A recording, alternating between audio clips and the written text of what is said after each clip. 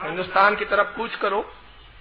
ایران سے حضرت مخدوم اشرف ہندوستان کی طرف نکلے, اپنی والدہ کی خدمت میں گئے. والد کا انتقال ہو چکا تھا.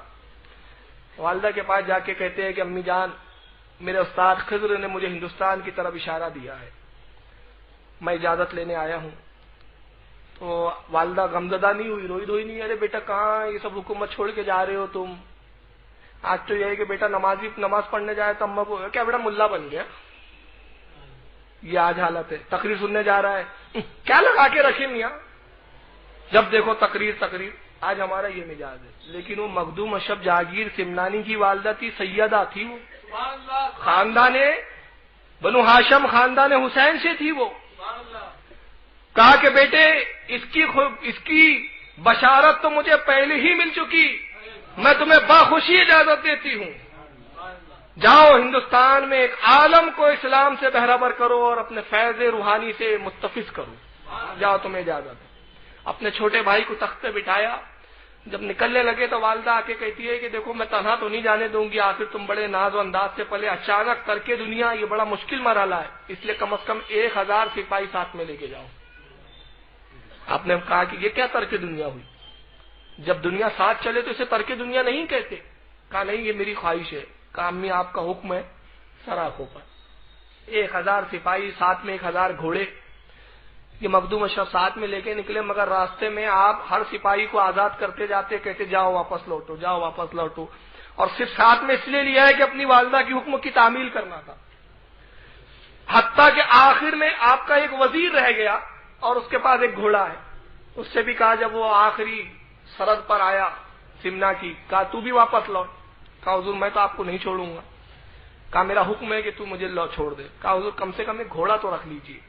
کہا اس گھوڑے کی بھی حاجت نہیں. ترک دنیا یہ کیا ہو سکتی ہے؟ اگر انسان کے پاس ایک پیالہ بھی ہے تو میرے نزدیک وہ ترک دنیا نہیں. اچھا, اور ایک بات بڑی پیاری یاد آ گئی, ولایت کی پہلی کڑی ترک دنیا ہے. آج کے ولی پاکھنڈی, داڑھی صاحب, مونچھ صاحب, چکنے چپاٹ, اور آج ٹی وی دیکھتے ہوئے گزر رہی ہے, بیٹھے صاحب مٹھائی کے ڈبے آ رہے ہیں, کھا رہا ہے, دیکھ کی بریانی آ رہی, کھا رہا ہے, اللہ کا ولی ہے پاکھنڈی. ایسے لوگ ولی کیا ہوں گے؟ حضرت شہاب الدین سہروردی رحمت اللہ تعالی علیہ کون ہے؟ سرکار غوث اعظم کے شاگردوں میں ہے. سلسلہ سہروردیہ کے بانی حضرت شیخ شہاب الدین سہروردی نے ایک کتاب لکھی, عوارف المعارف. اس کتاب میں فرماتے ہیں کہ ولایت کے 100 ہی درجے ہیں, 100 مقام ہیں جو ولی کو طے کرنے پڑتے ہیں, اور ہر درجے کی ابتدا ترک دنیا ہے, دنیا کو چھوڑ دے. یہ ہے ترک دنیا. آپ نے سنا ہوں گے بو علی شاہ قلندر, نام سنا ہے؟ میں آج تقریری انداز میں نہیں, آپ گفتگو کی انداز میں بات کرنا چاہ رہا ہوں, کیونکہ سمجھ میں آنا چاہیے گفتگو. بو علی شاہ قلندر, بو علی شاہ یہ تو نام تھا. بو کے معنی ہوتے خوشبو, یعنی جس میں علی کی خوشبو ہو. اب یہ ایک میننگ تو سمجھ میں آ گیا آپ کو, کیونکہ ولایت حضرت علی سے خصوصیت کے ساتھ ملی تھی, روحانی ولایت تھی. اور قلندر لقب تھا, کیوں تھا پتا ہے؟ 7 سال ایک دریا میں ایک لنگی پر کھڑے رہ گئے. اور قلندر کے لفظی معنی کیا ہوتے ہیں؟ قلندر کے معنی ہوتے ایک لنگی پر زندگی گزارنے والا. یہ ولایت کے مقام ہے, اس کو قلندر کہتے ہیں. اچھا, ایک اور عجیب ٹریجڈی ہمارے یہاں, 3.5 قلندر ہوئے بولے. یہ بڑا چل رہا ہے آج جاہلوں میں, پڑھتے لکھتے کچھ نہیں ہے, 3.5 قلندر ہو گئے. میں نے کہا 3.5 قلندر, یہ سمجھ میں. ایک بو علی شاہ قلندر, ایک فلاں قلندر, ایک فلاں. رابعہ بصری آدھی تھی. میں نے کہا سب سے بڑے قلندر تو آپ ہیں جو یہ جان لیا کہ وہ آدھی تھی. اب ولایت کی ابتدائی منزل نہیں معلوم ہمیں, کون ولی کس مقام پر ہے, تو کون قلندر کون کیا, یہ ہم کیا جان سکتے ہیں؟ تو یہ جہالت ہے. 3.5 قلندر تھے, 7 خواجہ تھے, یہ سب جاہلوں نے گڑ ڈالا ہے. یہ کچھ بھی نہیں ہے اس کی اصل, یہ اللہ رسول بہتر جانے. ارے سرکار تاج الاولیاء ہمارے دور کے ولی ہیں نا, اسی صدی کے. وہ فرماتے اور تاج الدین کو نہ پچھلے سمجھے نہ اگلے سمجھیں گے. تو جب ان کو نہیں سمجھ پا رہے ہم, تو کہاں وہ قلندر بڑے بڑے. تو جو 3.5 قلندر بولتا ہے, قلندر نہیں وہ بندر ہے, کہ قلندر کا مقام سمجھنے چلا, یہ گنتی لگا رہا ہے. اب کیا ہوا؟ اور ایک ولایت کا مقام بتاؤں. بابا فرید گنج شکر رحمت اللہ تعالی علیہ, ان کی کتاب ہے اسرار الاولیاء. اس فارسی میں کتابیں ملتی ہے ناپید نہیں ہے. میرے پاس ہے الحمدللہ۔ اسرار الاولیاء میں بابا فرید کے ایک مرید خلیفہ پوچھتے ہیں ان سے، سوال کیا ان سے، سرکار ولی کسے کہتے ہیں؟ ولی کی تعریف کیا ہے؟ کہا ولی کے 100 درجے ہیں، 100 مقام ہے ولی کو جو طے کرنے پڑتے ہیں، اور ان کے پیر مرید کا نام تھا جو پوچھ رہے ہو نجم الدین۔ ایک نجم الدین کبرا الگ ہے، یہ نجم الدین ہے، شیخ نجم الدین۔ کہتے شیخ نجم الدین جو تم دیکھتے ہو کہ یہ عرش اعظم پہ لوگ نماز پڑھ رہے ہیں، یہ ولایت کی پہلی منزل ہے۔ ابھی تو پہلی منزل نہیں سمجھ میں آئی ولیوں کی۔ اچھا ولی کی کیا سمجھ میں آئے؟ ولی اللہ کا دوست ہوتا ہے۔ دوست راز و نیاز کی باتیں عوام پہ ظاہر ہی کب کرتا ہے جو تم سمجھو، یہ تو راز و نیاز کا معاملہ ہوتا ہے۔ تو عرض یہ کر رہا تھا میں کہ کلندر کے معنی ہوتے ایک لنگی پہ گزارا کرنے والا۔ اور آگے بڑھیے، سرکار جنید بغدادی کون ہے؟ غوث اعظم کے دادا پیر۔ ایسے بن کے دادا پیر نہیں، چڑھ رہے ہیں پہاڑی پر، اور پہاڑی پہ چڑھ کے عرض کرتے ہیں جھبا پھٹا ہوا ہے، پیون لگے، پیون کے بعد بھی پھٹ گیا ہے، پورا جھبا جو ہے بالکل تار تار ہو گیا ہے، اب اس لائق ہی نہیں کہ پہن سکے۔ اللہ کی بارگاہ میں پہاڑی پہ چڑھنے کے بعد دعا کرتے دیکھے، اب کوئی مخلوق خدا نہیں ہے، پہاڑی پہ کیوں چڑھے؟ تاکہ جو دعا کرے وہ مخلوق نہ سنے۔ دیکھا کہ اب میں تنا ہوں تو دعا کرتے ہیں مالک و مولا، اس جھبے کو 7 سال سے پہنا ہوا ہوں، تار تار ہو گیا، رب قدیر اب کسی لائق نہیں رہا، جھبا عطا فرما دے۔ آسمان سے جھبا اترا، سمجھے؟ 7 سال سے وہ ایک ہی جھبا زیبتن کیے ہوئے تھے، تار تار ہو گیا وہ۔ یہ ہے ترک دنیا۔ تب وہ غوث اعظم کے دادا پیر تھے۔ اب جھبا اترا، آپ نے اپنا جھبا بدلا، پھٹا ہوا ہٹایا، نیا پہنا، تو پیچھے سے آواز آتی حضور وہ پھٹا ہوا مجھے دے دو۔ پلٹ کے دیکھا تو ایک فقیر، اس کا بھی لباس پوسی تھا، میاں تم کیوں اور تمہیں کیوں دوں؟ کہا حضور جب آپ دعا کرے تو میں آمین کہہ رہا تھا۔ کہا یہ پھٹے جبے کا کیا کرو گے؟ یہ تو پہننے لائق نہیں۔ کہا حضور بطور تبرک کفن کے ساتھ رکھ لوں گا۔ جنید بغدادی نے یہ نہیں کہا روایت میں پہ بدعت کر رہا ہے، شرک کر رہا ہے، وہابی کیوں نہیں بنتا تو؟ سب سننی تھے۔ اور آپ کو تعجب ہوگا، امام بخاری تو بہت کٹر بریلوی تھے، اور ابھی بخاری شریف وہابیوں کے لیے گلے کی ہڈی بن گئی۔ کل تک یہ بخاری کرتے تھے، آج ہم بخاری کرتے ان کو بخار آنے لگ گیا۔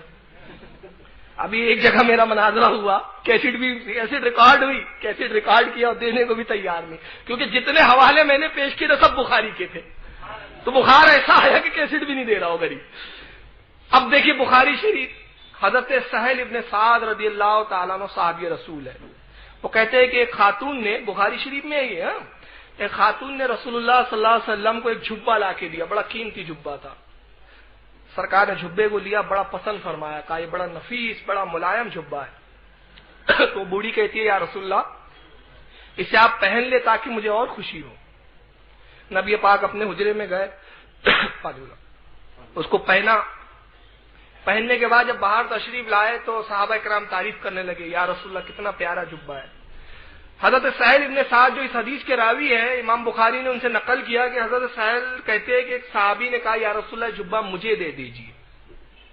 صحابہ کرام کو ناراضگی ہوئی، کہا کہ اے شخص رسول کے جھبے کو کیوں مانگتا ہے جبکہ رسول کو اس کی زیادہ ضرورت ہے، ابھی حضور نے چند دیر ہی تو پہنا ہوا ہے۔ تو اس نے کہا اسی لیے تو مانگ رہا ہوں کیونکہ رسول کے جسم اس جھبے سے مس ہو گیا ہے، لگ گیا۔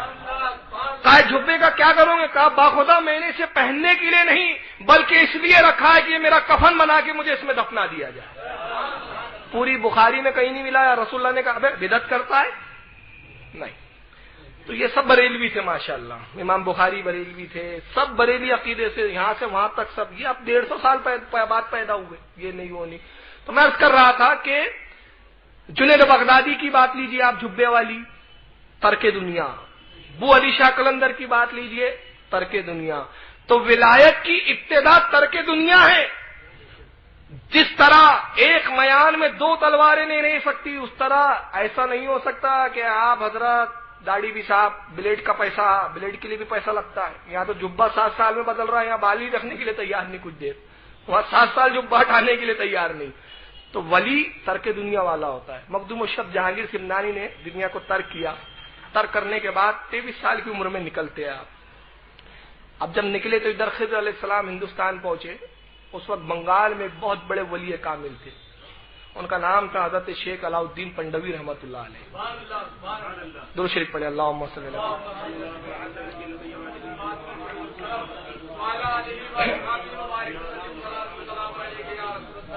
صلی اللہ علیہ وسلم. صلاۃ والسلام علیک یا رسول اللہ صلی اللہ علیہ وسلم.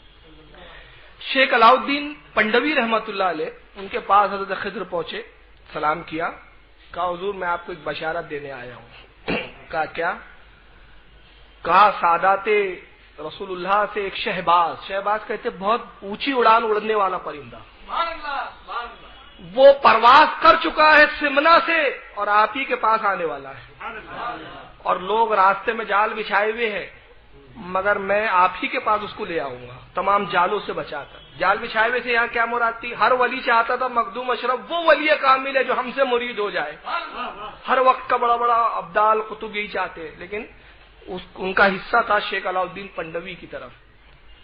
اب حضرت نکلے, سمرقند پہنچے. راستے میں اسی سمرقند کے راستے میں ایک مقام پہ خضر علیہ السلام سے ملاقات. کا صاحبزادے یہاں کچھ دن قیام کرو اور اس قیام کے دوران عبادت و ریاضتیں کرو, یہاں تمہیں ایک بے انتہا روحانی فیض سے متفظ کیا جائے گا جو تمہاری ولایت میں 4 چاند لگا دے گا. 4 سال وہاں پہ آپ نے ریاضت کی سمرقند میں. وہاں پہ اب 4 سال کی عبادت کا صلہ کیا ملا؟ حضرت اویس کرنی سے ملاقات ہوئی. عالم ارواح سے تشریف لائے. اب بذاتی خود جو خلافت رسول اللہ سے ملی تھی وہ حضرت مخدوم اشرف کو سلسلہ اویسیہ کی خلافت عطا فرمائی. اور یہ خلافت بڑی خاص ہوتی ہے, اس کو سلسلہ اویسیہ کی خلافت کہتے ہیں, جو بہت کم ولیوں کو ملی ہے, جس میں ایک سرکار تاج الاولیاء بھی ہے. اور یہ ایک بڑی خاص بات ہے کہ کل اور آج انہی 2 بزرگوں کا تذکرہ ہم کر رہے ہیں جو سلسلہ اویسیہ کی خلافت سے برابر ہے.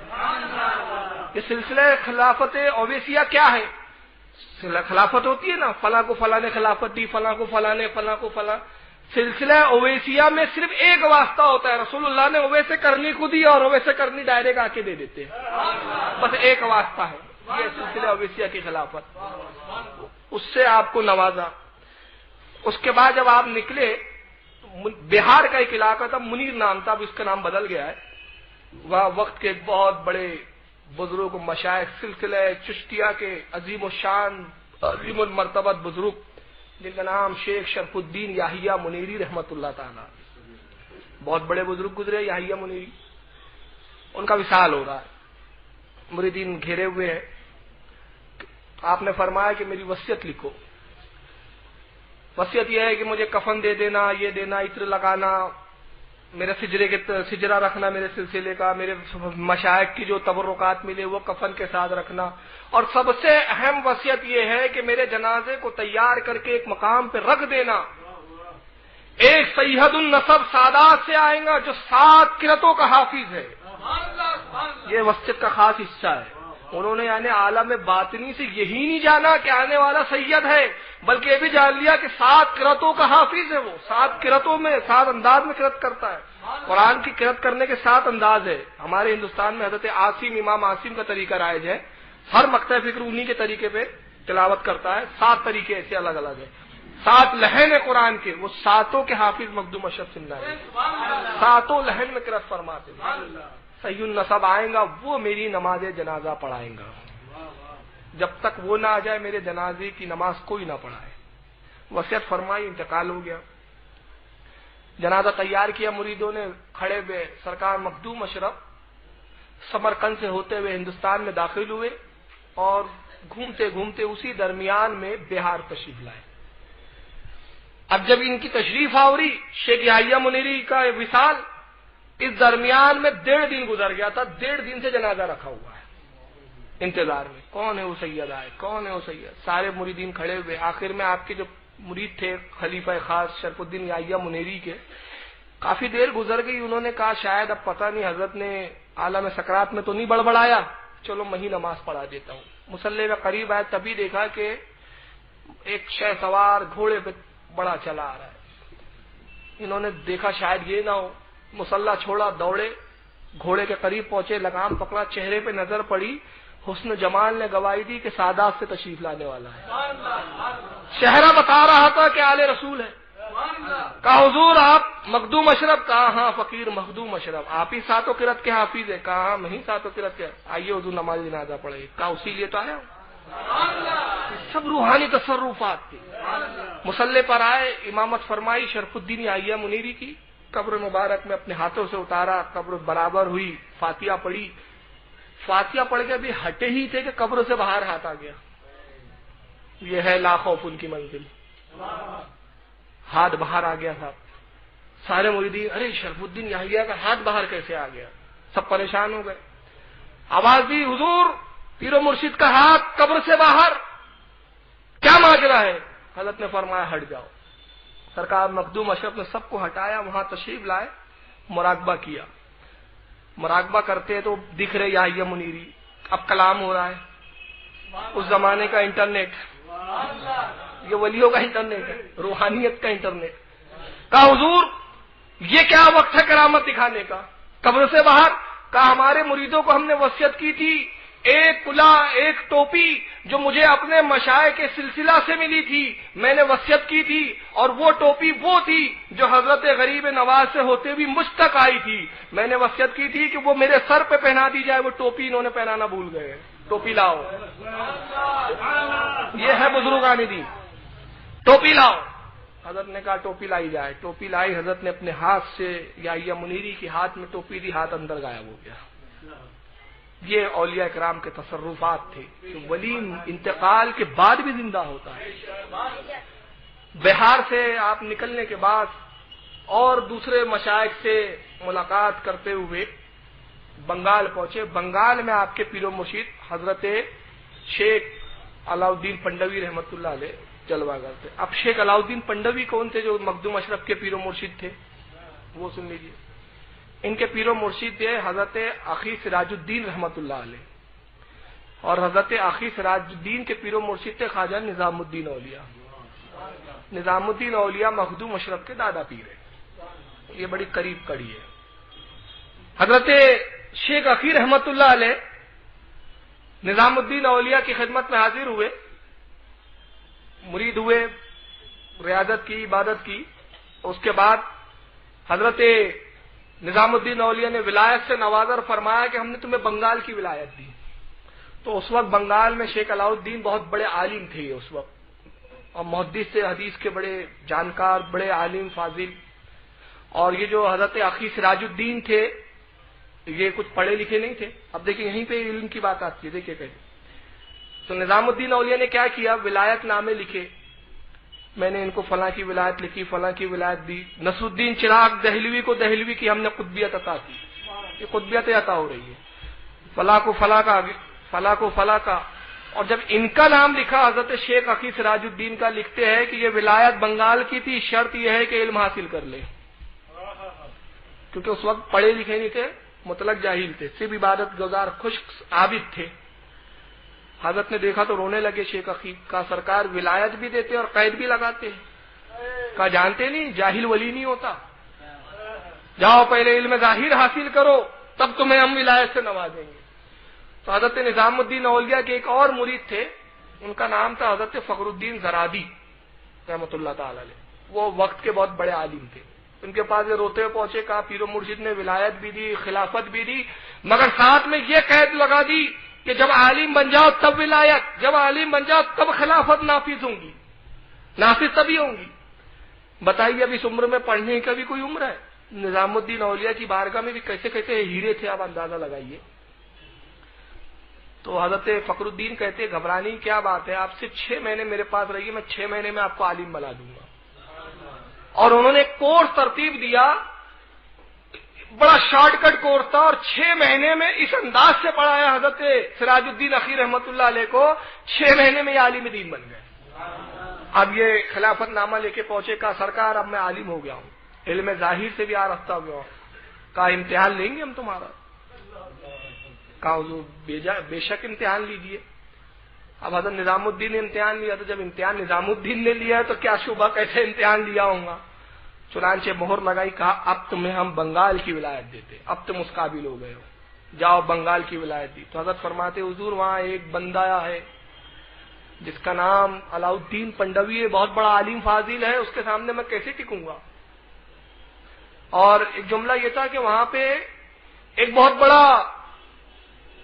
ایک ایسی شے ہے جس سے میں خوف کھاتا ہوں، جس سے میں مرعوب ہوا جا رہا ہوں۔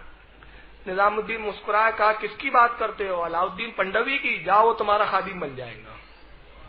زمانے ولایت سے جملے نکل گئے۔ اچھا، سب اپنے وقت کے بڑے بڑے، اب یہ شیخ علاؤالدین کون تھے؟ ان کا بھی ایک معاملہ سن لیجئے کہ مخدوم اشرف کے پیر و مرشد شیخ علاؤالدین جب عالم دین بن گئے تو اتنا علم کے جانکار، اتنے بڑے عالم تھے اپنے وقت کے کہ انہوں نے اپنا نام اس وقت گنج نبات رکھا۔ گنج نبات کے معنی کیا ہوتے ہیں؟ مٹھائیوں کا خزانہ۔ گنج کہتے ہیں خزانے کو، یا وہ اس مقام کو جہاں پہ وہ شے رکھی، کہتے ہیں نا وہ گنج، چاول کا گنج، وہ گنج نہیں پکانے والا، جہاں پہ گوڈاؤن جو آج ہماری زبان میں بولا جاتا ہے، آپ سمجھ گئے ہوں گے، گنج، اناج گنج، اناج جہاں رکھا جاتا ہے نا، جہاں بہت اناج رکھا ہو۔ حضرت شیخ علاؤالدین پنڈوی رحمت اللہ علیہ نے اپنا نام گنج نبات یعنی مٹھائیوں کا گنج، یعنی علم جو ہے وہ مٹھائیوں کی مانتی تھے، آؤ اور یہ مٹھائی لے کے جاؤ، یہ انہوں نے نام رکھا۔ حضرت نظام الدین کو جب خبر لگی تو آپ کو بڑا جلال آ گیا، کہا میرے پیرو مرشید گنجے شکر اور یہ گنجے بنات، جب یہ گنج ہونے کا دعویٰ کرتا تو اس کی زبان کیوں نہیں جل جاتی؟ جملے نکلے، ان کی زبان جل گئی، بولنے کے لائق ہی نہیں رہے، توتلے ہو گئے، بولتے تو لکنیت ہوتی تھی۔ اب بہرحال ان کو بھیجا انہوں نے اپنے خلیفہ حضرت اخی سراج الدین کو، اور کہا کہ وہ تمہارا فرما بردار ہو جائے گا۔ ویسے ہی ہوا، یہ بنگال پہنچے تو یہ حضرت والا خود حاضر ہوئے، کہا کہ بارگاہ نظام الدین سے آ رہے ہیں آپ، کہا مجھے اپنا غلام بنا لیجئے۔ کہا میاں تم تو بہت بڑے عالم فاضل ہو۔ کہا حضور نے بس جلال میں کہہ دیا تھا، زبان جل گئی میری۔ اب اگر یہ زبان کوئی درست کر سکتا ہے تو اسی سلسلے کا خادم کر سکتا ہے، اسی سلسلے کا خلیفہ کر سکتا ہے، میری حیثیت اور اوقات نہیں کہ میں نظام الدین کی بارگاہ میں حاضر ہوں۔ حضرت نے فرمایا کہ نظام الدین اولیاء کے تصرفات کے حصوں کا کچھ فیض ہمیں بھی ملا ہے، قریب آؤ۔ قریب کیا، مرید کیا، اور جب چہرے پہ ہاتھ پھیرا تو زبان درست ہو گئی۔ اور اس کے بعد کہا کہ میاں تمہیں تو علم ظاہری ملا ہے، علم باطنی کی ضرورت ہے تمہیں، اور علم باطنی کے لیے مجاہدہ چاہیے، چلم نہیں چاہیے، گنجا نہیں چاہیے، مجاہدہ چاہیے۔ اب مجاہدہ کیا طے ہوا؟ اب یہ دیکھیے صاحب، حضرت شیخ اخی سراج الدین رحمت اللہ علیہ جب چلتے تھے تو ساتھ میں کھانوں کے پکوان چلتے تھے، راستوں میں غریبوں کو کھلاتے ہوئے چلتے تھے۔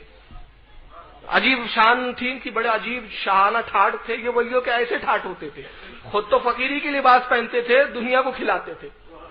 اور آج کا پاکھنڈی ولی سارے مریدوں کو کھینچ لیتا، تو بھی مال لا، تو بھی مال لا، سب ادھر لا، بھکاری رہتا، اور وہ ولی صاحب۔ اور یہ کیسے ہوتے تھے وہ ولی؟ یہ کھلاتے تھے، گنج چلتے تھے۔ فرمایا کہ آج سے تو ہم تمہیں یہ خدمت دیتے ہیں کہ ایک گنج اپنے سر پہ لے کے چلا کروں گا۔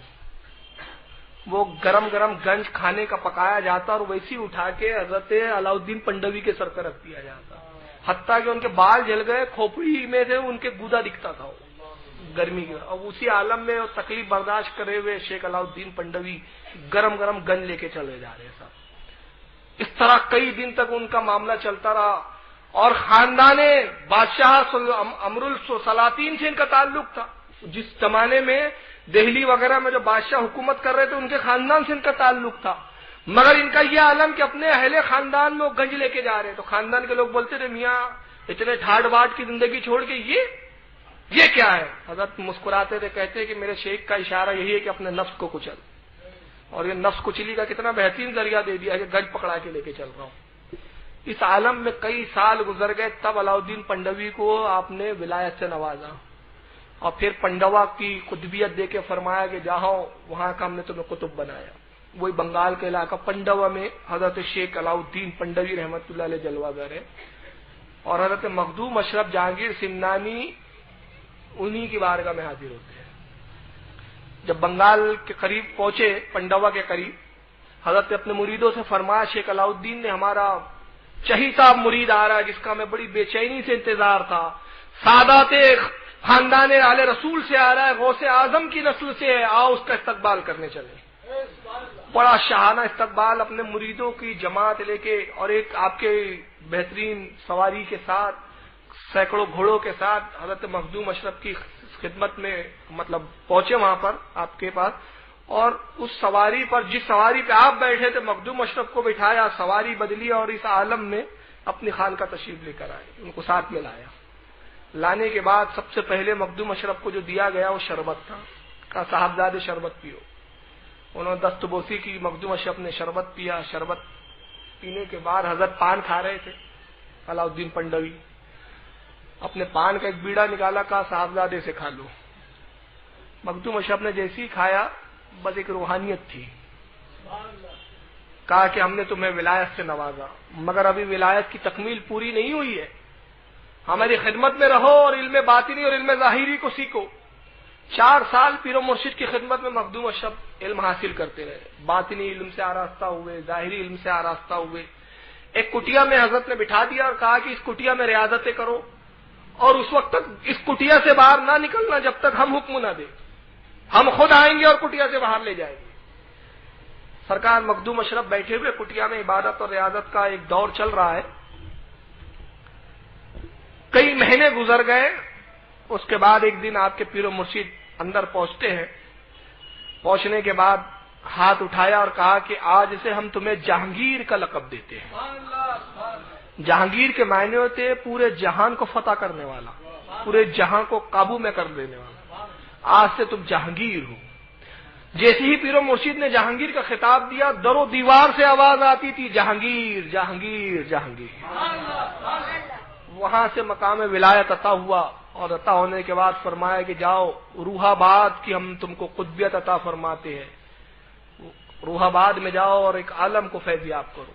ये रूहाबाद वही है जिसका नाम अब कचौचा है। यही वो रूहाबाद आपकी रूहानी मरकज है। जब भेजा तो कहा हुजूर वहां एक शेर का बच्चा जिससे मुझे डर लगता है। बुजुर्गों की बातें थी। कहा शेर का बच्चा। अभी शेर का बच्चा कौन थे? इनका नाम था हाजी चिराग हिंद। बड़े आलिम फाजिल, बहुत वक्त के बड़े वली थे और पूरा सिक्का इनका कचौचा में चलता था साहब, रूहाबाद में, उस इलाके में। अब उसी इलाके में इनको भेजा। कहा एक वहां शेर है जिससे मुझे डर लगता है।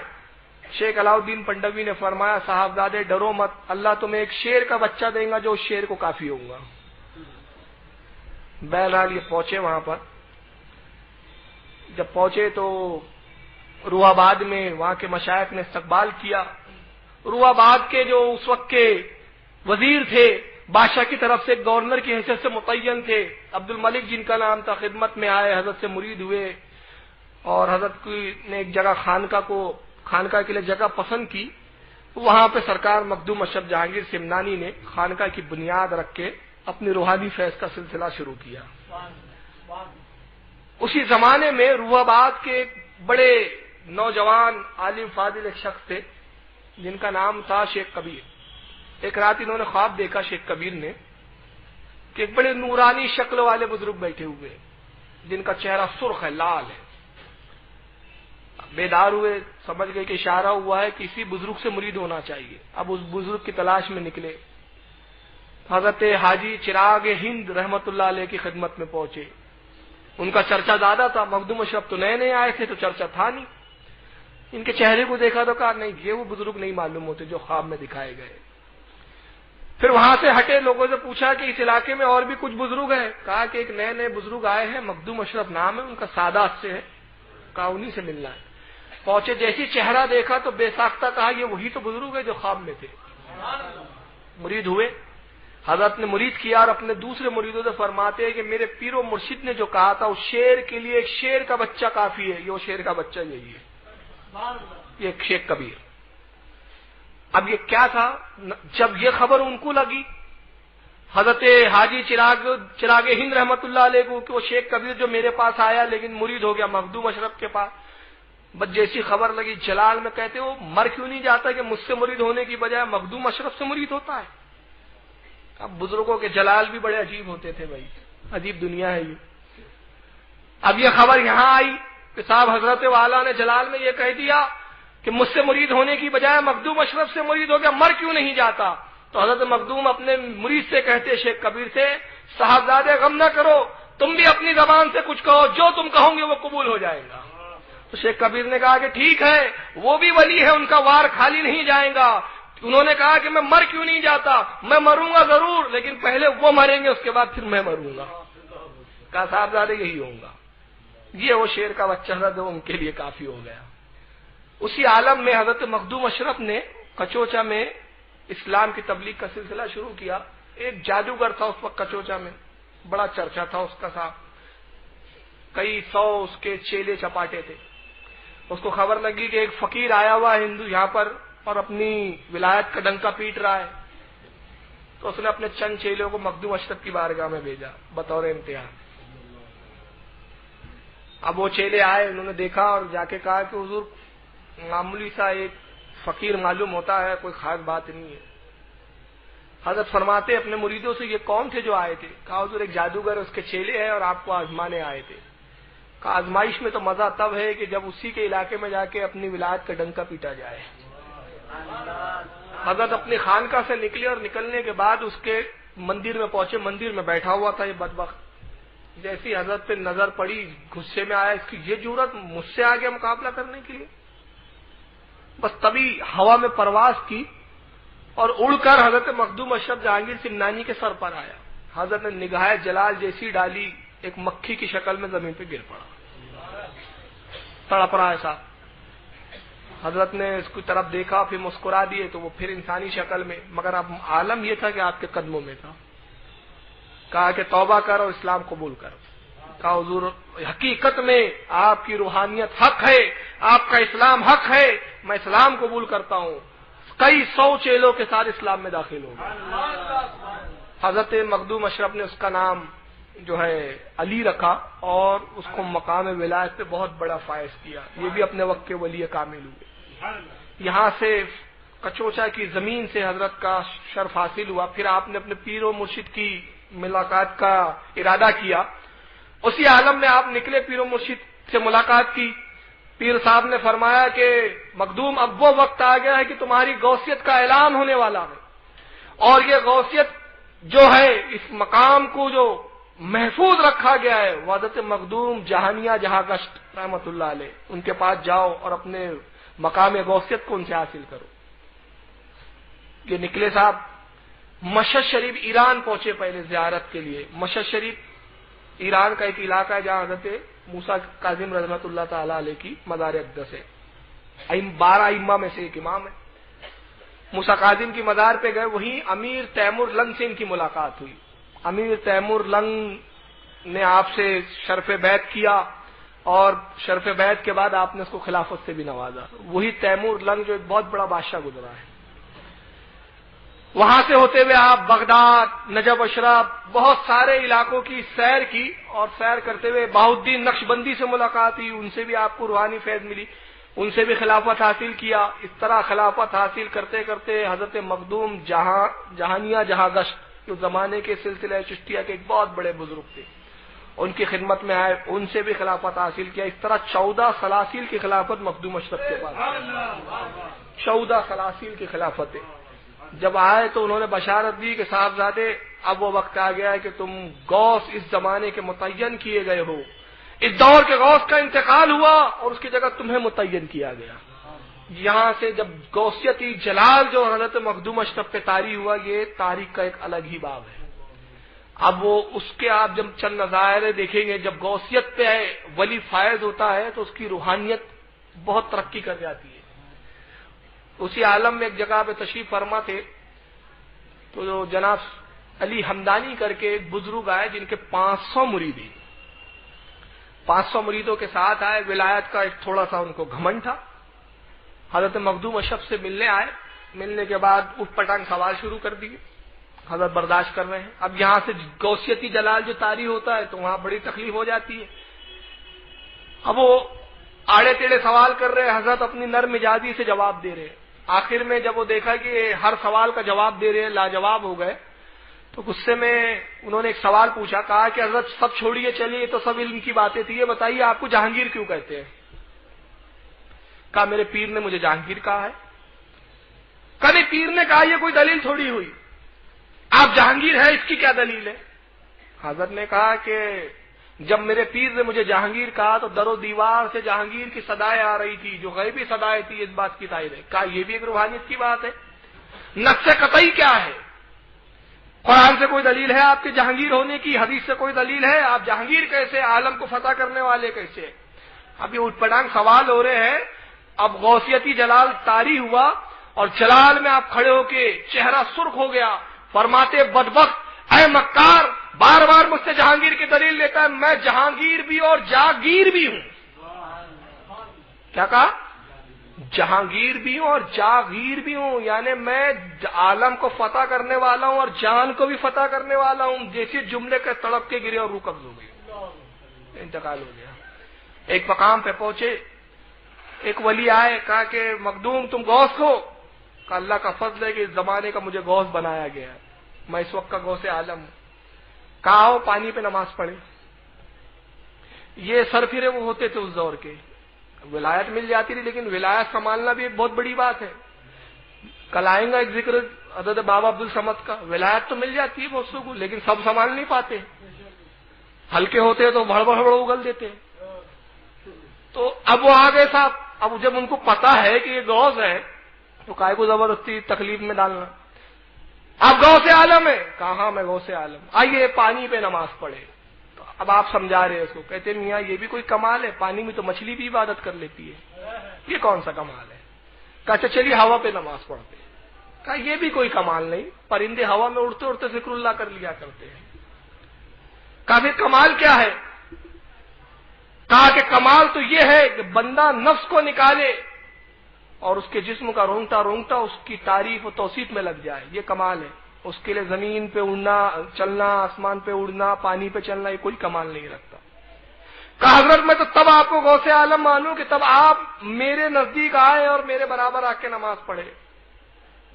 حضرت ہوا میں پرواز کر کے قریب گئے، سینے پہ جیسے ہی بکا مارا پوری ولایت سلب کر لی، زمین پہ تڑپنے لگے۔ کہا حضور معاف فرمائے۔ کہا مخدوم اشرف غوث ہے، جس سے چھین لیتا ہے اسے کبھی دیتا نہیں ہے، اور جسے دیتا ہے اسے کبھی چھینتا نہیں ہے۔ اور تڑپ تڑپ کے وہیں ان کا ولایت ختم ہو گئی، زندگی بھر پچھتاتے رہے۔ یہ ایک جلال تھا ان کا، ایک الگ انداز تھا۔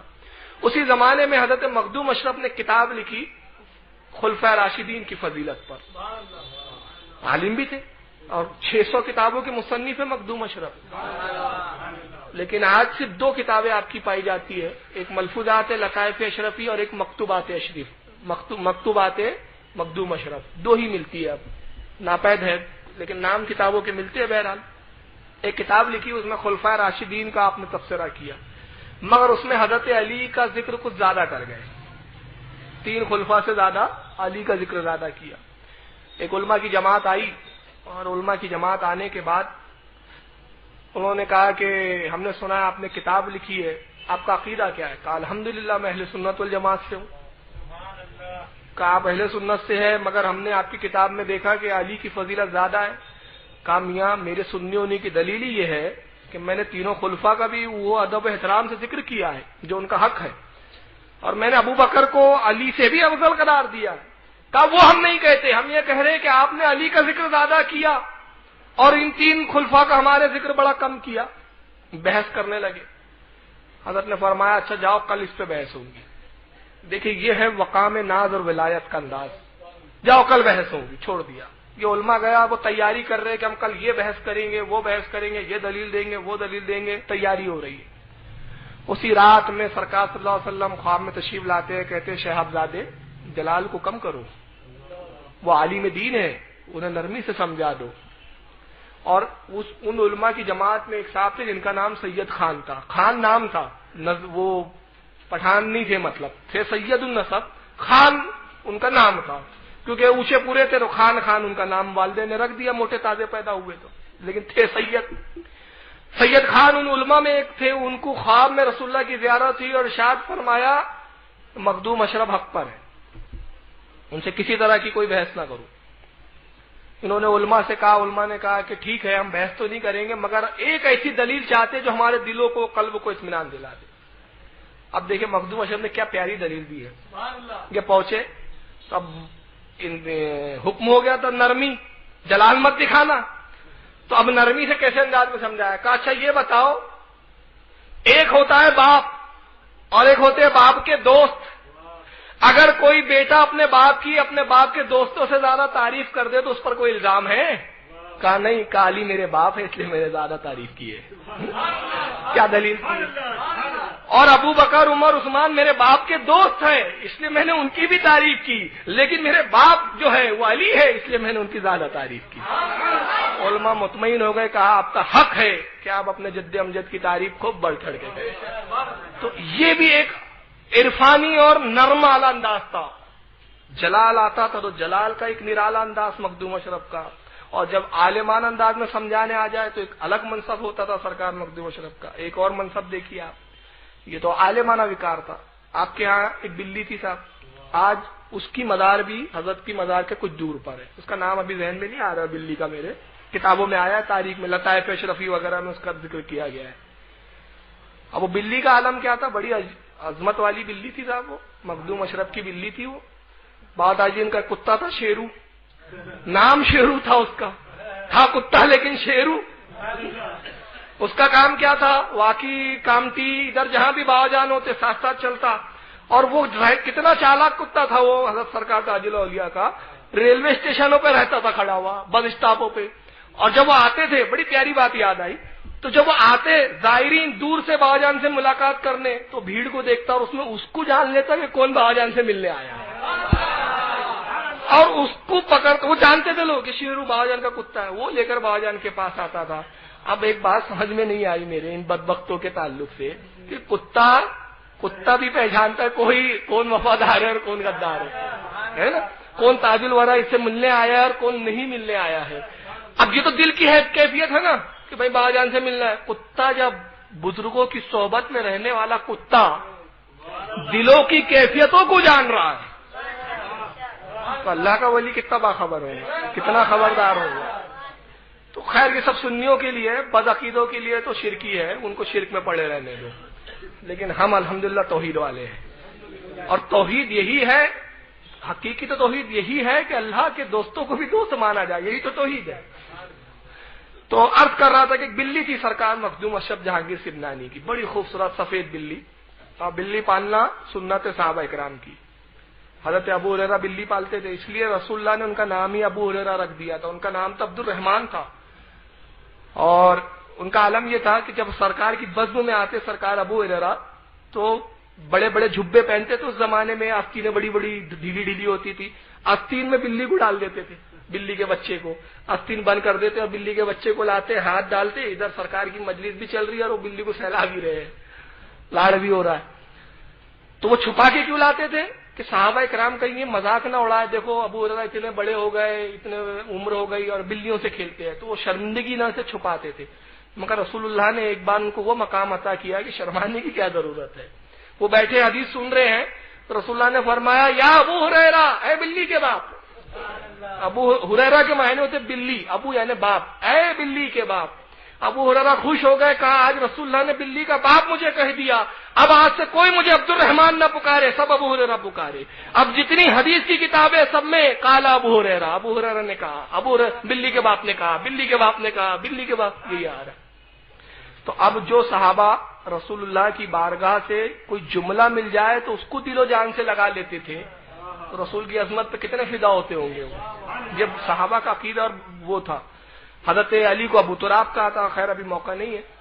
تو بلی پالنا ابو ہریرہ کی سنت ہے اور بڑے بڑے بزرگوں نے پالا ہے. سرکار مخدوم اشرف کے پاس بھی بلی تھی، مگر وہ ولی کی بلی تھی، ہماری جیسی بلی نہیں تھی. اس کا کام کیا تھا بلی کا؟ دیکھیے دو کام تھا اس کا. حضرت مخدوم اشرف کا عالم یہ تھا، باورچی خانہ تھا، ایک لنگر خانہ، اس میں دودھ بہترین کھانے پکتے رہتے تھے اور باورچی پکاتے رہتے. جو بھی مشائخ آتے، بزرگ آتے تو حضرت حکم دیتے کہ مشائخوں کی خاطر تواضع کرو. تو بلی کا کام یہ تھا کہ مہمانوں کی تعداد بتائے. بلی جاتی تھی، مہمان دیکھتی تھی کتنے مہمان ہیں، 5 مہمان ہیں، تو گئے باورچی کے پاس، دروازے پہ اس کے وہ جوتے پہ کھڑے ہو جائے اور 5 بار وہ میاؤں میاؤں کرتی تھی. تو باورچی سمجھ لیتا تھا 5 بار بولی مطلب 5 مہمان ہیں. اور حضرت کی عادت تھی کہ جب بھی کوئی بزرگ آتا آپ کی خانقاہ میں تو سب سے پہلے آپ اس کو دودھ پیش کیا کرتے تھے، دودھ پیش کرتے، یہ عادت تھی. اس کے بعد پھر کھانے وانے کے لیے پوچھتے. اور دودھ اس لیے پیش کرتے تھے کہ سرکار کی حدیث ہے کہ دودھ بہترین غذا بھی ہے اور دودھ نفع بخش ہے، دودھ پیاس بھی بجھاتا ہے اور بھوک بھی مٹاتا ہے۔ سرکار کو دودھ بہت پسند تھا۔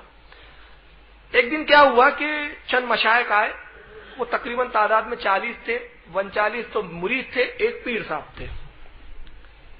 40 مشائخ آئے، بیٹھ گئے، گفتگو ہو رہی ہے، طریقت پر، معرفت پہ علمی گفتگو چل رہی ہے۔ بلی کو بلایا اپنے نام لے کے، فلاں بی بی آ جاؤ، بی بی بولتے تھے آگے، بی بی آئی، جاؤ باورچی سے کہو کہ بزرگ مشائخ آئے ہوئے دودھ لے آئے۔ بلی نے سب کو دیکھا، 40 گنا اس نے، گئی 39 بار میاؤں میاؤں کیا، تھے 40 لیکن کی کتنی بار اس نے میاؤں میاؤں؟ 39 بار۔ باورچی نے ایک بڑے سے تھال میں پیالے سجائے دودھ کے گرم گرم اور لے کر پہنچا صاحب۔ جب حاضر ہوا، جب پیالے دینے جانے لگے تو ایک پیالہ کم پڑ گیا۔ باورچی کو بڑا تعجب ہوا، ایک آج تک تو کبھی اس سے غلطی ہوئی نہیں، آخر یہ معاملہ کیا ہے؟ حضرت نے بلی کو گھور کے دیکھا، یہ غلطی کیسے؟ تو بلی ایک دم، نہیں یہ غلطی نہیں ہے مطلب۔ حضرت نے کہا یہ غلطی کیسے ہوئی، ایک پیالہ کم کیسے؟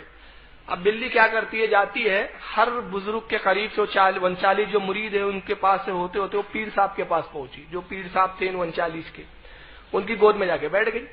انہوں نے کہا حضرت کی بلی ہے، لاڑ سے سہلانا شروع کر دیا، اس کو لاڑ واڑ کر رہے، ابھی وہ سہلا ہی رہتے کہ ان کے بدن جسم پہ اس نے پیشاب کر دیا۔ بس جیسے ہی بلی نے پیشاب کیا، سرکار مخدوم مشرب کو جلال آیا، کہا منافق بدبخت نکل جا میری خانقاہ سے، کھڑا ہو جا، دفع ہو جا۔ سارے 39 مرید حیرت زدہ، ارے یا اللہ یہ کیا ہو گیا، ہمارے پیر صاحب کو منافق کہہ دیا، بددین کہہ دیا، خانقاہ سے نکلنے کے لیے کہہ دیا۔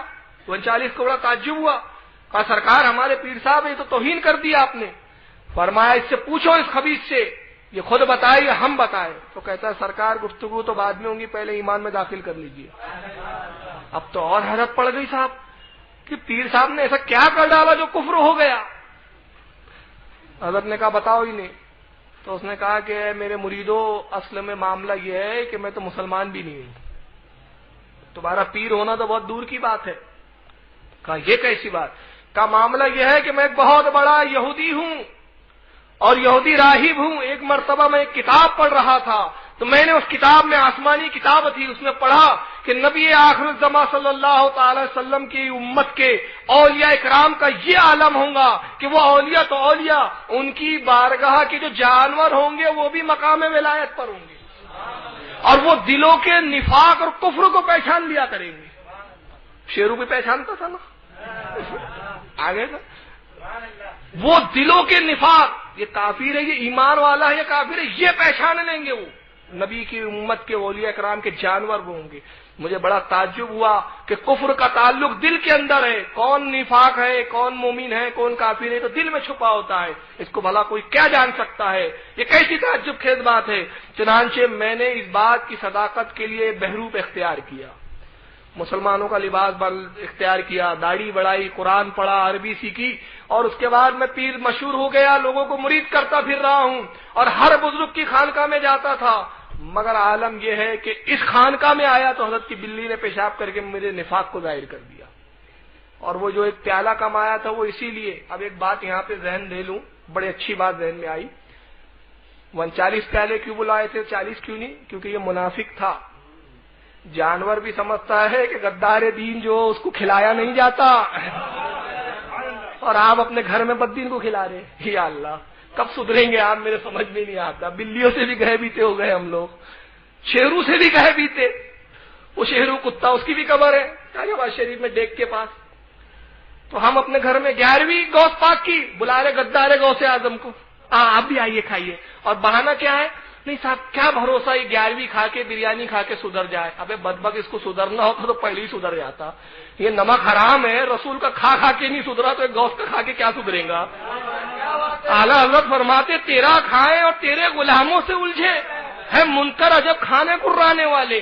اب یہ رسول کے صدقے کھا رہے، رسول کا ٹکڑے کھا رہے، تب نہیں سدھر رہے تو غوث کا کھا کے کیا سدھریں گے؟ تو جانور بھی سمجھتا ہے کہ بددین کو دودھ پلایا نہیں جا سکتا، بددین کو دودھ پلاؤں گے یہ سپولے صاحب بن جائیں گے اور ہمارے ایمان کو ڈھک لیں گے۔ اس لیے کچھ بلیوں سے ہی سبق سیکھو. اس بلی کا انتقال ہو گیا. کیسے ہوا دیکھیے. بڑی پیاری بلی تھی سرکار مخدوم اشرف کی, کافر کے کفر کو پہچان لیتی تھی. ایک دن چند مشائخ آئے, سرکار مخدوم اشرف نے فرمایا جاؤ بولو پیالے لانے کے لیے باورچی کو, دودھ لائے کر کے. بلی پہنچی, باورچی صاحب دیگ گرم کر رہے تھے. اتفاق سے ایک چھپکل اس دودھ کے کڑاؤ میں گر گئی.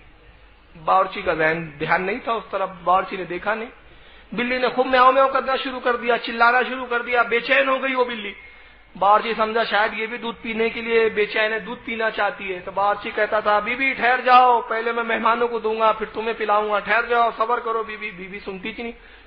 اس نے ڈول ڈالا اور دودھ نکالنا ہی چاہتا تھا. بلی نے دیکھا کہ اب یہ سمجھ نہیں رہا ہے, ڈول میں سے نکال کے دودھ پیالوں میں بھرے گا, مشائخ کو دیں گا, ان کی انتقال ہو جائیں گے, زہر کا اثر ہوگا. آؤ دیکھا نہ تاؤ, ان کی جان بچانے کے لیے خود کڑاؤ میں کود گئی. جلتے ہوئے کھولتے ہوئے کڑاؤ میں جیسی اس نے چھلانگ لگائی, دیکھتے ہی دیکھتے اس کا انتقال ہو گیا. باورچی دوڑا, حضور ہماری بیوی کا انتقال ہو گیا. کڑاؤ میں کود گئی. حضرت تشریف لایا, فرمایا کڑاؤ کو گراؤ. جب گرایا گیا تو چھپکل تھی, معلوم ہوا کہ یہ سبب. اس کی حضرت کی مزار کے بازو میں کچھ ہی دور پہ مزار کے اس بلی کی بھی قبر ہے. آج بھی لوگ وہاں اپنے بیمار جانوروں کو لے جاتے ہیں اور وہ جانور ٹھیک ہو جاتے ہیں, کیونکہ سرکار مخدوم اشرف کی بلی ہے وہ. اب یہ ساری جو حکایتیں میں بیان کر رہا تھا کس کتاب سے, آج مخدوم اشرف کے تعلق سے بہت غیر مستند واقعات منسوب ہو گئے ہیں, جیسے باوا جان پہ. میری یہ پوری تقریر کی 2 اہم کتابیں ہیں جو مستند کتابیں. ایک کا نام ہے مرات الاسرار. کس کی ہے یہ؟ حضرت عبد الرحمن چشتی رحمۃ اللہ علیہ کی. حضرت عبد الرحمن چشتی وہ ہے جنہوں نے مخدوم اشرف کے دور کو پایا اور مخدوم اشرف کی زیارت بھی کی ہے. ایک چیز. اور مرات الاسرار وہ کتاب ہے جو انہوں نے غریب نواز کے حکم پر لکھی. سرکار غریب نواز خواب میں آئے, فرمایا کہ ہمارے مشائخ چشتیہ کے بزرگوں کا تذکرہ کرو. اس کتاب میں صرف سلسلہ چشتیہ کے بزرگوں کا تذکرہ, باقی کسی کا نہیں. یہ ہے مرات الاسرار. اس میں حضرت مخدوم اشرف کے تعلق سے حالات لکھی. اسی کتاب میں وہ خود اپنے بارے میں ایک واقعہ لکھتے ہیں کہ مجھے خضر علیہ السلام سے ملنے کی بڑی تمنا تھی, تو میں حضرت نظام الدین حضرت غریب نواز کی مزار اقدس پر حاضر ہوا اور کہا کہ پیر و مرشید, میرے جد پیر, میرے دادا پیر, مجھے خضر سے ملنے کی بڑی تمنا ہے, حضور دعا فرما دیجئے کہ خضر سے ملاقات ہو جائے. اسی رات میں حضرت غریب نواز تشریف لائے, بشارت دیتے ہیں کہ خضر سے ملنا ہو تو مخدوم اشرف کی مزار پہ جاؤ. اس وقت مخدوم اشرف سمنانی کا انتقال ہو گیا تھا. یہ مزار پہ گئے تو وہاں حضرت خضر علیہ السلام سے روبرو ان کی ملاقات ہوئی. یہ مخدوم اشرف سمنانی کا مقام تھا. اور ایک دوسری کتاب ہے اخبار الاخیار جو حضرت شاہ عبدالحق محدث دہلوی رحمۃ اللہ علیہ کی لکھی ہوئی ہے. اس کے علاوہ اور بھی چند کتابوں میں مخدوم اشرف سمنانی کے واقعات ملتے ہیں. آپ کے ایک مرید خاص تھے جن کا نام تھا سید علی حمدانی. حمدانی ان کی نسبت تھی. یہ وہ واحد مرید ہے آپ کے جن کو ساتھ لے کے حضرت مخدوم اشرف پورے عالم کی سیر کی ہے انہوں نے. اور اللہ تعالیٰ نے, اب دیکھیے ایک چیز ہوتی ہے, غوث اعظم غوثیت کبریٰ پر فائز تھے, یہ غوثیت صغریٰ ہے. مطلب ہر غوث غوث اعظم کا نائب ہوتا ہے. اور اعلیٰ حضرت فرماتے ہیں کہ سرکار غوث اعظم کی غوثیت کبریٰ کا یہ عالم ہے کہ سرکار غوث اعظم سے لے کر امام مہدی تک یہ پورا دور غوث اعظم کا ہے. اب امام مہدی آئیں گے تو سارے مسلک بھی اس وقت ختم ہو جائیں گے, خود اجتہاد کریں گے اور علماء اور مشائخ سب انہی کے طریقے پہ نماز پڑھیں گے. اور غالب فرماتے دین کو ڈائریکٹ رسول اللہ سے اخذ کریں گے. اب یہ کیفیت نہیں معلوم کہ سرکار ظاہری طور پر تشریف لا کے ان کو دین کی تعلیم دیں گے یا ان کا باطنی کوئی کنیکشن ہوگا, وہ اللہ عالم. لیکن حضرت امام مہدی رضی اللہ تعالیٰ ڈائریکٹ لیں گے. لیکن یہ پورا دور جو امام مہدی تک ہے یہ غوث اعظم کا ہے. اور کوئی ولی اس وقت تک ولی نہیں بنتا جب تک غوث اعظم اس کی ولایت پہ دستخط نہ فرمائے. یہ ہے غوثیت کبریٰ, جب تک ان کی غوثیت کا اقرار نہ کر لے. اور مخدوم اشرف جتنے الگ الگ غوث ہے یہ سب غوثیت صغریٰ ہے, چھوٹی غوثیت ہے اپنے اپنے زمانے کے, یہ اپنے زمانے کے. لیکن غوث اعظم قیامت تک کے لیے غوثیت پہ مقام پر ہے نا. یہ ایک چیز سمجھ میں آ گئی آپ کی. تو حضرت مخدوم اشرف سمنانی رحمۃ اللہ علیہ غوثیت. اب غوث اعظم غوثیت کبریٰ پہ تو مقام کیا تھا؟ آپ فرماتے میں دنیا اور عالم کو ایسے دیکھتا ہوں جیسے ہتھیلی پہ رائی کا دانا. یہ غوثیت کبریٰ ہے. اور غوثیت صغریٰ کیا ہے کہ یہ عالم ان پہ ظاہر کیے گئے اور حکم دیا مخدوم جاؤ اور ان عالموں کو اپنی آنکھوں سے دیکھو. وہ پوشیدہ عالم جو چھپے ہوئے ہم سے، وہ عالم جو ہماری نگاہوں پہ ظاہر نہیں ہے۔ اور غوث اعظم کو جانے کے لیے نہیں کہا گیا، کہا بغداد میں بیٹھو اور رائی کے دانے کی طرح دیکھو۔ یہ بہت اونچا مقام ہے، لیکن غوث حضرت مخدوم اشرف سے فرمایا کہ عالم کی سیر کرو۔ انہوں نے سید علی ہمدانی اپنے خاص مرید خاص کو لیا اور لینے کے بعد یہ سیر کی۔ اللہ تعالیٰ نے ان پر وہ عالم منکشف فرمائے، وہ عالموں کو ظاہر کیا جو آج ہماری نگاہوں سے پوشیدہ ہے۔ وہ تمام سفر کے حالات حضرت مخدوم اشرف نے لطائف اشرفی میں قلم بند فرمائے کہ وہ اللہ تعالیٰ نے انہیں کیا کیا دکھایا۔ اتنا وقت نہیں ہے کہ وہ پوری تفصیل ایک ایک بتائی جائے، المختصر 2-3 باتیں دیکھ لیجیے اور اس سے آپ کو اندازہ ہو جائے گا کہ رب تبارک و تعالیٰ نے کیسی کیسی مخلوق پیدا کی ہے۔ صرف انسان ہی ایک مخلوق نہیں ہے اس زمانے میں۔ اور اللہ ایک شاعر کہتا ہے، بڑا مشہور شعر ہے کہ وہ ہر عالم کی رحمت ہے کسی عالم میں رہ جاتے۔ کون؟ سرکار صلی اللہ علیہ وسلم۔ وہ ہر عالم کی رحمت ہے کسی عالم میں رہ جاتے، یہ ان کی مہربانی ہے کہ یہ عالم پسند آیا۔ تو ایسے کئی عالم ہیں، قرآن نے کہا 18,000 عالم ہم نے پیدا کیے، 18,000، یہ دنیا بھی ایک عالم ہے۔ تو چند 18,000 میں سے چند عالم حضرت مخدوم اشرف جہانگیر سمنانی پہ ظاہر کیے گئے۔ فرماتے ایک عالم میں ایک مقام پہ ہم پہنچے تو میں نے ایک عجیب و غریب منظر دیکھا۔ کیا منظر تھا؟ درختوں میں پھل اگے ہوتے ہیں لیکن ان درختوں میں انسان اگے ہوئے تھے۔ انسان جیسے پھل اگے ہوتے ہیں ویسے درختوں میں انسان اگے ہوئے۔ انہوں نے ہمیں دیکھا تو بڑا تعجب کیا کہ یہ کون سی مخلوق ہے جو چل رہی پھر رہی ہے، ہم اپنی شاخوں سے منسلک ہیں، درختوں کی شاخوں سے جڑے ہوئے ہیں۔ حضرت مخدوم اشرف فرماتے ہیں کہ ہم کچھ دیر وہاں ٹھہر گئے تاکہ دیکھیں کہ یہ جیتے کیسے ہیں، ان کے زندگی کا اسباب کیا ہے، ان کی زندگی کا سبب کیا ہے۔ تبھی ہم نے دیکھا کہ چند پرندے آئے، ان کے منہ میں کچھ پھل تھے، انہوں نے درختوں میں بیٹھ کے پھل کھایا اور کچھ پھل گرا دیا۔ اور اس واقعے کو صحائف اشرفی میں حضرت سرکار اشرفی میاں رحمت اللہ علیہ نے بھی لکھا ہے۔ سرکار اشرفی میاں اعلی حضرت کی ہم عصر اعلی حضرت کے ساتھ کے دور کے ملاقاتیں ہوئی ہیں ان کی، اس کو بھی لکھا ہے انہوں نے۔ لطائف اشرفی میں خود مخدوم اشرف نے بھی اپنا سفر نامہ تحریر کیا ہے۔ تو کہتے ہیں کہ پرندے آئے، انہوں نے پھل کھایا، پھل گر گئے۔ گرنے کے بعد وہ شاخوں سے ایسے بڑے پھلوں کو اٹھایا، وہ میووں کو اٹھایا اور کھانے لگ گئے۔ کھانے کے بعد انہوں نے غلاظت کی تو پھر ایک دوسرے پرندے آئے، انہوں نے ان غلاظتوں کو کھا کے صاف کر دیا۔ اس طرح ان کی زندگی کا دور چلتا تھا۔ پھر ایک عالم کا ذکر فرماتے ہیں کہ میں ایک اور مقام پہ پہنچا تو وہاں میں نے صرف عورتوں کو پایا، مرد تھے ہی نہیں وہاں۔ انہوں نے ان کو عجیب و غریب مخلوق سمجھا اور پکڑ لیا، پکڑ کے اپنے بادشاہ کے پاس لے گئے تو بادشاہ بھی عورت، ملکہ بھی وہ عورت۔ ان کو بڑا تعجب ہوا، یہ عجیب انسان دکھ رہے ہیں، ان کی شکل و صبح، انہوں نے کبھی مرد دیکھا ہی نہیں تھا۔ اور حضرت مخدوم اشرف اس بات پہ تعجب کر رہے ہیں کہ انہوں نے کبھی ایسا ملک ہی نہیں دیکھا تھا جہاں مرد نہ ہو، حسین و جمیل عورتیں۔ حضرت فرماتے کہ مجھے ملکہ کے پاس لے گیا تو وہ عجیب و غریب زبان بولتے رہے جو ہماری سمجھ میں نہیں آتی تھی۔ تو اللہ کی بارگاہ میں انہوں نے دعا کی کہ مالک مولا مجھے ان کی زبان عطا فرما، تو الہامی طور پر وہ زبان عطا ہو گئی۔ تو اب گفتگو کی آپ نے تو کہا کہ ہم انسان ہیں اور کسی اور عالم کے ہیں، یہ ہے تعارف ہوا۔ تو انہوں نے بھی کہا ہم عورتیں ہیں، ہم اسی طرح کی ہماری مخلوق ہے ہم۔ آپ نے فرمایا کہ مجھے تعجب ہوا کہ ہمارے ہاں نسل کا جو ذریعہ چلتا ہے، قومیں جو چلتی ہے، وہ مرد اور عورت کے تعلقات سے معاملہ ہوتا ہے۔ تمہارے صرف عورتیں، تو تم پیدا کیسے ہوتے ہو، تمہاری نسل و افزائش کیسے ہوتی ہے، تمہارا سلسلہ کیسا بڑھتا ہے؟ تو انہوں نے کہا کہ آپ بڑے اچھے موقع پہ آئے، 2 دن قیام کیجئے، 2 دن کے بعد وہ موقع آنے والا ہے کہ جب ہماری نسلیں بڑھتی ہے، آپ رکیے اور اپنی آنکھوں سے دیکھیے۔ سرکار مخدوم اشرف جہانگیر سمنانی فرماتے کہ میں نے 2 دن وہاں قیام کیا، دوسرے دن مجھے رات کے وقت اس میں سے ایک قنید آئی، کہا کہ آپ چلیے۔ ہم گئے تو میں نے دیکھا کہ ایک جنگل تھا، وہاں ویرانے میں وہ ساری عورتیں جمع ہو گئی اور ایک تالاب تھا، چاند اپنے شباب پر پوری روشنی بکھیر رہا تھا، یہ ساری عورتیں اس تالاب میں اتر گئی، اور جب اتری تو سیدھی سادھی عورتیں تھیں، جب باہر نکلی تو سب حاملہ تھی۔ اللہ تعالیٰ نے اس پانی میں وہ تاثیر پیدا کر دی تھی جس سے ان کے حمل قرار پاتے تھے، وہ ایک مخصوص رات آتی تھی۔ جب یہ نکلی تو حاملہ تھی، ان کی رانی نے کہا کہ حضرت یہ سب اب حاملہ ہو گئی اور اب اس سے جو نسل ہوں گی وہ بھی عورت ہی ہوں گی، اور وہ بھی جب بڑی ہوں گی تو اسی طرح ان کا معاملہ ہوگا۔ تو اس طرح کے ایسے عجیب و غریب عالم حضرت مخدوم اشرف جہانگیر سمنانی پہ ظاہر فرمائے گئے، اتنے بڑی یعنی غوثیت کے اس مقام پہ آپ فائز تھے. آپ نے کئی سال بڑی طویل عمر ہوئی حضرت مخدوم اشرف کی, 100 سال سے زیادہ تجاوز آپ کی عمر نے کیا. جب آپ کے وصال کا وقت آیا تو آپ نے اپنے مریدوں کو جمع کیا, فرمایا میرے لیے قبر کھودو. مرید رونے لگے, فرمایا غم نہ کرو, باخدا تم میری قبر پہ مرنے کے بعد بھی آؤں گے تو ویسے ہی فیض پاؤں گے جیسے زندہ حالت.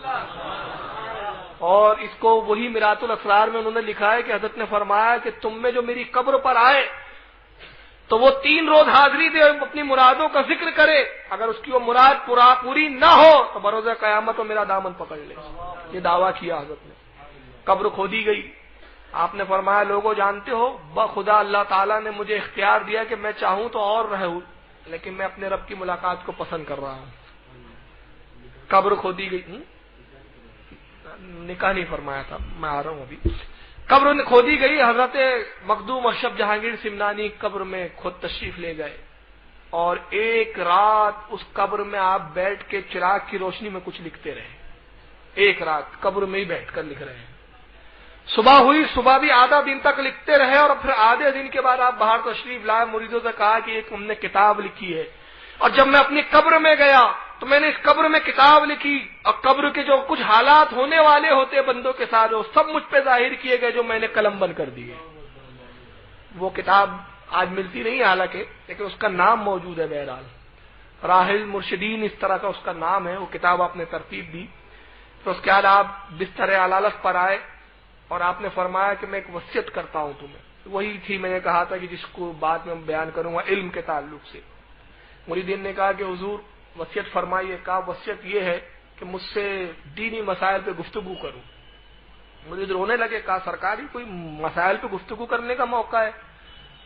آپ کی سختی, آپ کی اس عالم کو دیکھ کے ہم اس لائق ہی نہیں ہے کہ دین پہ گفتگو کرے. کہا نہیں, دین پہ گفتگو کرو, اور میں وصیت کرتا ہوں کہ جب تم میں سے کوئی گناہگار مرنا چاہے مرے تو اس کو چاہیے کہ وہ دینی مسائل کو گفتگو کرتے ہوئے انتقال کر جائے.